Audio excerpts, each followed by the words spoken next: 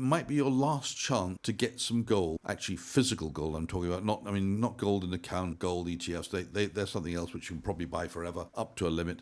But this might be your last chance to get gold freely and easily without the kind of frictions which might come once we have our digital wallets. But if it continues at the same pace, we will see, in all probability, gold keeping pace with the rise in government debt. So what would that mean? It would mean by 2027, we might be looking at a gold price of 5,900, a best guess at it. It's not a prediction as such. By 2030, we might be looking at 7,800. By 2040, we might be looking at 18,900. And by 2050, $50,000. According to veteran market analyst Clive Thompson, investors may be approaching the final opportunity to acquire physical gold without major restrictions. As global finance transitions towards centralized digital wallets, the ability to freely buy and hold physical metal could tighten significantly. While paper products like gold ETFs may remain accessible, Thompson stresses that they are not the same as owning real, allocated metal. Gold continues to track government debt with remarkable consistency. If the current trajectory continues,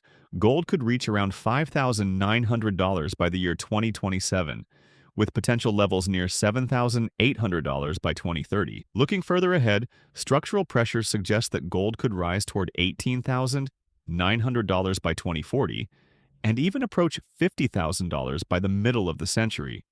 Thompson notes these figures aren't firm predictions, but realistic projections based on long-term debt expansion and currency debasement. As demand rises and global financial systems move deeper into digitization, physical gold may become far more difficult to access. Investors who wait may find themselves facing higher costs, more friction, and fewer options, making this moment a rare window for those looking to secure real metal before the next major shift unfolds. If you found this helpful, like, share, and subscribe to The Metal Bar. Turn on the bell so you don't miss any updates, and comment below to share your thoughts on it. Appreciate you for tuning in. Now listen to the interview. Many people are starting to look at the alternative of holding some form of wealth in a liquid form and in a form which everybody on the planet since the beginning of time has been willing to accept. Maybe not these days quite so much, but throughout all of history they were willing to accept in payment for other things. Gold was trusted more than any other metal, obviously silver too, but gold was the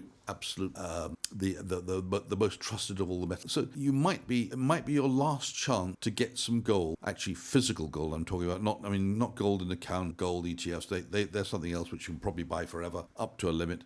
But this might be your last chance to get gold freely and easily without the kind of frictions which might come once we have our digital wallets. Now remember, gold is finite. There's only 216,000 tons above ground. Most of it is in long-term hands. So when demand rises sharply, as it might do due to asset allocation changes in portfolios, more importantly, as it's likely to do, in my opinion, when Europeans find how they are being restricted or likely to be restricted, when the demand for gold rises, it's going to become very hard to get your hands on any. Premiums will rise for physical. Coin dealers will be running out of stock, and they'll put a bigger and bigger premium on it over and above what's already a rising gold. Even if a very small percentage of global assets, that's bonds and equity, rebalances into gold, and there's 300 trillion of these assets out there, it would absorb the entire year's mining supply. How much would have to deviate from those assets into gold?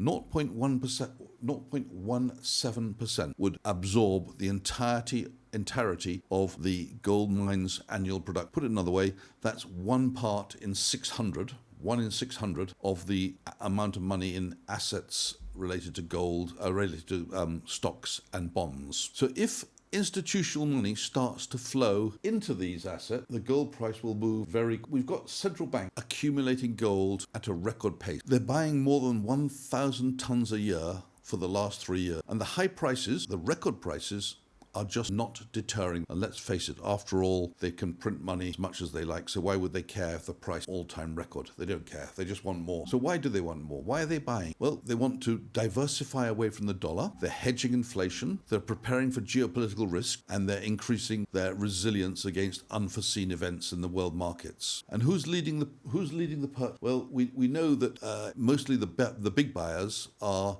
the emerging markets. They're countries like China, Turkey, India, Poland, Kazakh, for example. And surveys are showing that around 81% of the emerging market reserve managers expect to increase their official gold reserves over the next 5 years. You can find the results of that survey on the World Gold Council website. Recently, we've seen places like China and Japan effectively reduce their exposure to government bonds, US government bonds, that is, as a percentage of their GDP. So as their GDP and the US's GDP has gone up, their exposure to gold has increased and the exposure to government bonds has effectively been and of course we've seen on COMEX unusually large deliveries this year. We don't know who's taking delivery because that's secret stuff, but someone somewhere is taking a lot of gold. In a detailed market breakdown, analyst Clive Thompson explains why gold may be facing one of its most critical turning points in decades.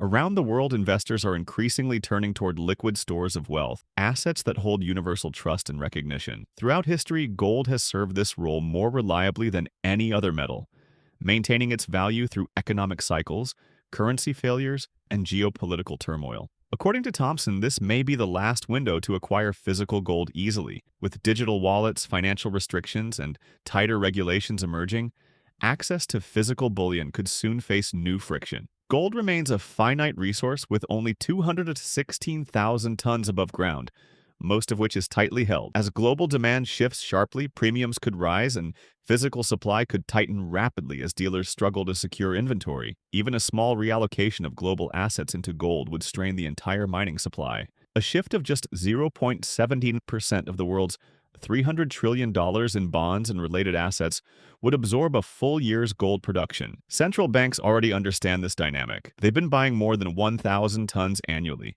undeterred by record prices. Emerging markets such as China, Turkey, India, Poland, and Kazakhstan are aggressively increasing reserves to hedge inflation, reduce reliance on the US dollar, and strengthen economic resilience. With rising deliveries on COMEX and major nations reducing exposure to US government bonds, something significant is unfolding beneath the surface. Let's get into the interview. The gold price is keeping pace with the expansion of money supply, it's keeping pace with the expansion of government debt, and those trends, which are almost looking like they're straight line or accelerating, they're not likely to go down. Probably the gold price will continue to keep pace with the rise in debt and money supply. That's what they've tended to do in the past, what the gold's tended to do in the past, and probably what it's going to do in the future. So one of the big problems with US government debt is the interest on that debt. Because the level of debt has risen as a percent of GDP, so has the interest burden as a percentage of GDP, and we're in a higher interest rate environment than we've been in for the last 15 or 20 years. So currently, the interest being charged or having to be paid on national debt is